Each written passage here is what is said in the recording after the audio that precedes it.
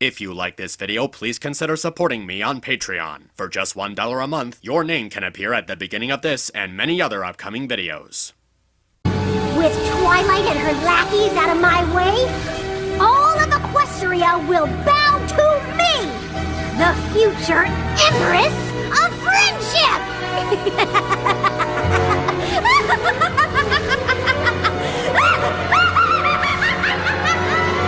I knew it!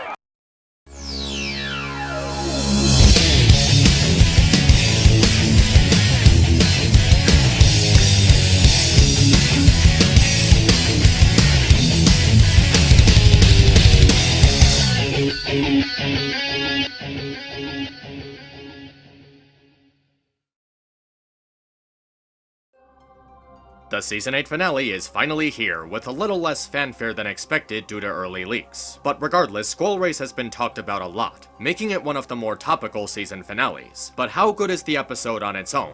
Well, I guess it's time to find out. Magic begins disappearing across Equestria, and the princesses fear that it will soon be gone if the source isn't found. Convinced that Tyrek might be behind all this, the main group travel to Tartarus while leaving Starlight in charge of the school. But while the main group try to confront Tyrek, strange things are happening at the school. Cozy Glow is left in charge, Naysay tries to assume control, the Student 6 are locked up, and the CMC discover that Cozy Glow is the true mastermind behind everything. Can they find a way to stop Cozy and restore the magic before it's sent to another world? I wonder what other world it's being taken to. EQG, CN City, the Transformers universe? Meh, who knows. The first thing to acknowledge is that as clunky as the story can be at times, the events of the episode were actually built up pretty well. Throughout the season, the clues were being properly established and foreshadowed, which makes it a lot better than just having the conflict come out of nowhere. The magical artifacts, Cozy getting into school, the students forming a connection with the tree, the setup for the episode feels like it was being done pretty reasonably. But the true value of the episode lies in how the story was executed, and the execution was, well, about 50-50. The pacing mostly manages to stay consistent, but it feels kind of off during the middle. Starlight Glimmer getting captured, which feels like a really important plot point, ends up happening off screen. And the climax and the ending also feel pretty rushed, with the resolution and the aftermath kind of just coming and going. It just feels off-putting with the rest of the episode's setup being done reasonably well. Something to like about the episode is the astonishing level of detail that was put into the visuals. This is by far some of the best animation and effects that we've seen in the series to date. The amount of time spent crafting the backgrounds, the different levels of shading, the effects used to capture the scope of the atmosphere. They really brought their A-game to this one. Another thing about the episode that's really fun is the several callbacks to previous seasons. These references go way back, and it feels really satisfying to see that the staff still remember these things from so long ago. The cockatrice, the manticore, Pinky's annoyance being used as a weapon, Fluttershy befriending the Cerberus, the Rainbow Dash crashing into stuff visual gag, Sapphire Shore being mentioned as one of Equestria's biggest pop stars. It's a whole smorgasbord of classic references. Another cool thing about the episode is that the direction that it goes has a pretty good twist on top of it. Unless you saw the leaks, you were probably thinking that Naysay was gonna be the villain and that Cozy Glow was just his henchwoman. Instead, it turns out that Cozy Glow is the all-out villain, and Naysay ends up being a pawn in her plan. For her to be the primary antagonist of the story was a little different from what I expected, and I will say that it's a lot better than just rehashing Naysay all over again. It doesn't take the seemingly obvious route and turns up a pretty good curveball. Speaking of Naysay, there is the divide on whether or not he should be turned into a good guy since he's, you know, a xenophobe.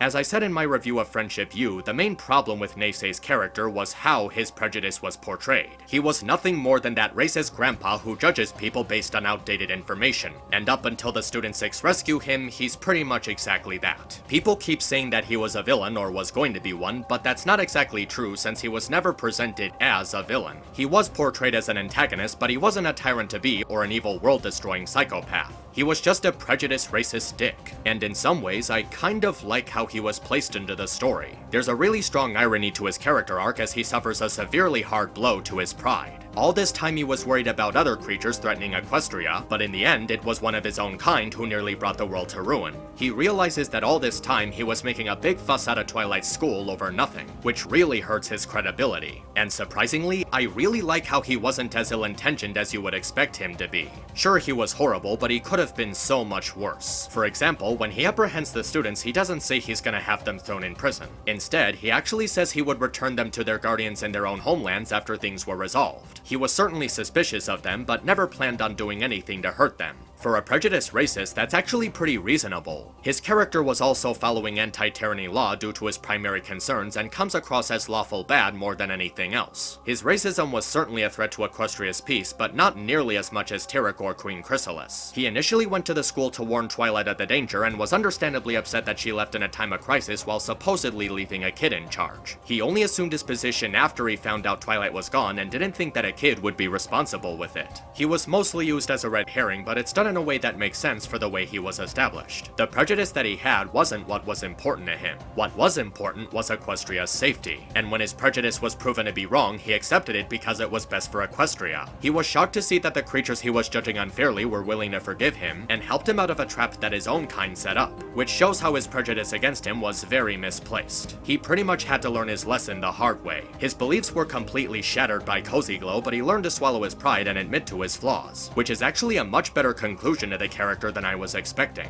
However, there's still one huge catch to Naysay, and it's how his xenophobia completely disappears. As much as we hate to admit it, I'm pretty sure that real-life xenophobia doesn't just go away like that, and it's an example of the episode's rushed pacing near the end. And even then, his character came across as a huge straw man for the majority of his screen time. There was little to no logic in his arguments, he continuously judged others without proper evidence, and he was just way too one-note in his racism. It's the reason that I was glad he was a red herring instead of the main villain, because his character just wasn't interesting. And now that his character arc is complete, I really don't see any reason for him to come back. There's also Tyrek, who I think is there for fan service, but his presence is also made necessary for the story. He's ultimately part of Cozy Glow's plan as the chess master, and the way he's characterized is pretty interesting. In spite of being powerless, he still comes across as really creepy and cunning. He also seems to have a much more civil portrayal than in Twilight's Kingdom, making for some pretty witty banter between him and the main group. But now we get into the real villain of the episode, Cozy Glow. And despite her villainous being seen from a mile away, I was not expecting her to be so entertaining. Like, holy cow, was she a fun villain. We see in the beginning of the episode that she has medals and regularly hangs out with Twilight, so her influence on the school is already pretty powerful. It's like she's a deep cover spy biding her time and earning the enemy's trust before enacting phase 2 of her scheme.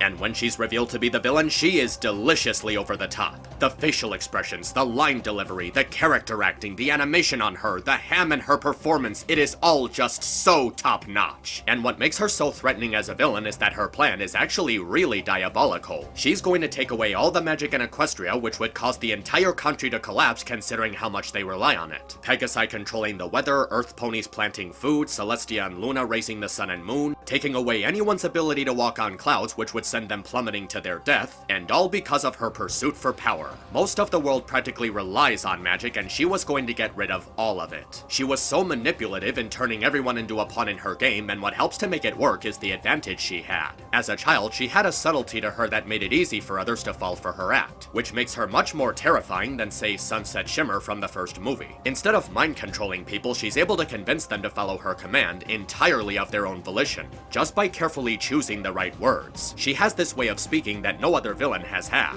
making her seem humble and thoughtful to the unknowing victim. Her previous appearances also play into just how convincing she was to the other characters, even chasing after someone's kite to gain their trust when she really didn't have to do that. The level of effort that she put into making her act believable is certainly something to acknowledge. From turning Naysay into nothing more than a puppet to tricking the main group into getting locked up in a maximum security prison, it was a conniving scheme from beginning to end. Her takeover of the school is kind of like Azula taking over the Earth Kingdom in some ways. She was able to trick everyone into playing right into her hand. She was a mastermind, a megalomaniac genius. She even knew to take out Starlight first, as she saw her as the biggest threat to her plan. That's some really smart thinking on her end. I think what I like most about Cozy Glow as a villain is how she doesn't jump into the friendship solves everything bullshit. Even knowing she could have doomed the entire planet, she was still hellbent on seeing her scheme through to the end. And when she's confronted about it, she shows no repentance for her crimes. She flat out refused to change her ways even after she was defeated.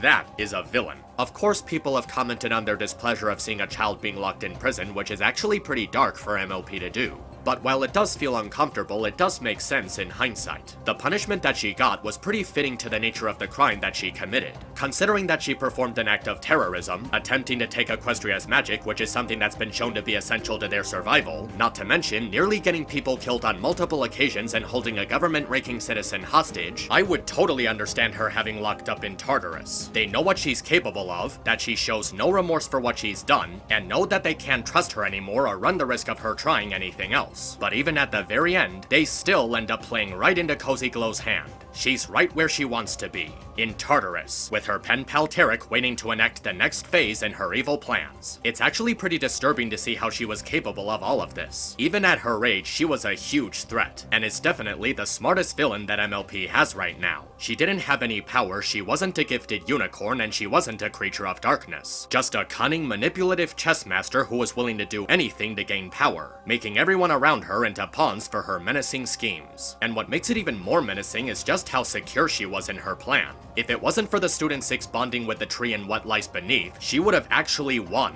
Her plan is way worse than anything the other villains have done because of all the disturbing implications it has. She didn't need any powers, she just needed to make everyone fall into her trap.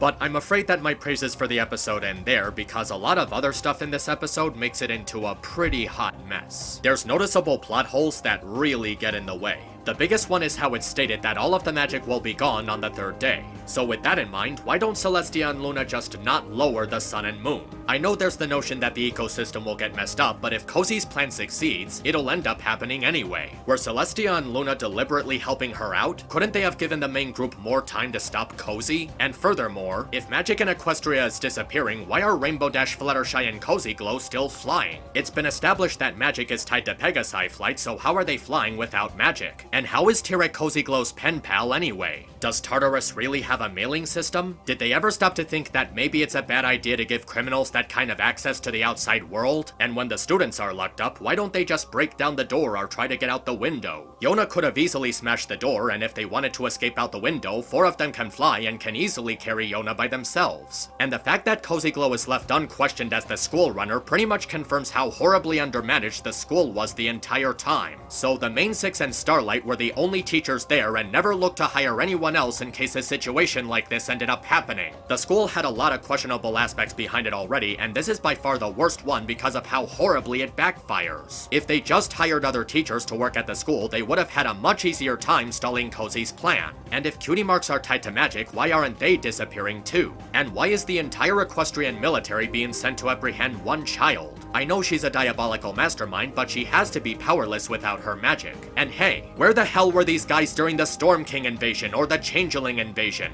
Were they really defeated that easily? I guess you could say this was before Flash Magnus straightened them out, but they still have to be more competent than this. There's also the somewhat disturbing implication that all of these creatures in Tartarus are just regular animals being fused through magic. How does that even work? Who fused them together and why? Were they part of a magical experiment gone wrong and locked up as a result? And if they are regular animals, why are they being locked up in prison? Why are they being kept as fused creatures instead of being separated back to normal? And why are they in prison anyway? Did they commit any crimes? Because they never did anything wrong from what we saw. Even hunting for prey is kinda something that they need to do in order to survive. Were they just born that way? And if they are, why are they being locked up for it? There's just so many concerning things this piece of information brings up, and it's really creepy. Finally, there's the hypocrisy in the show punishing Cozy Glow while Starlight has never faced any consequences for her actions. Yeah, I admit it. I'm one of those people who think that it's really dumb that Cozy is being punished for her crimes while Starlight just gets a slap on the wrist for doing something similar. Even if it was unintentional, she was still messing with time and space, which resulted in multiple scenarios where the entire world was destroyed.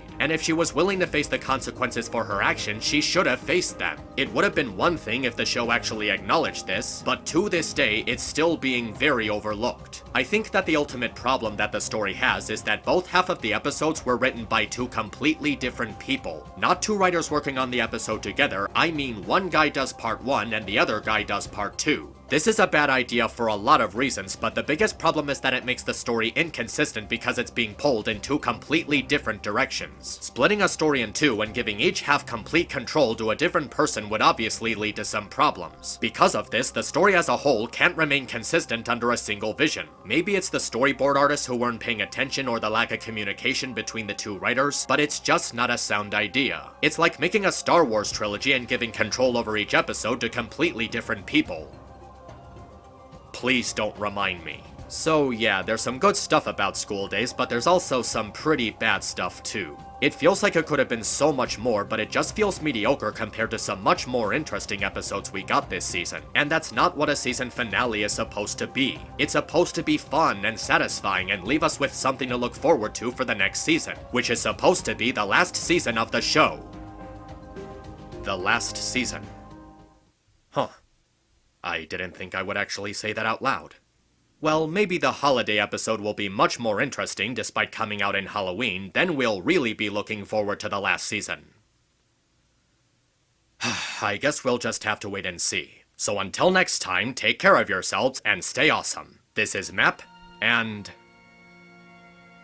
I need some time to think.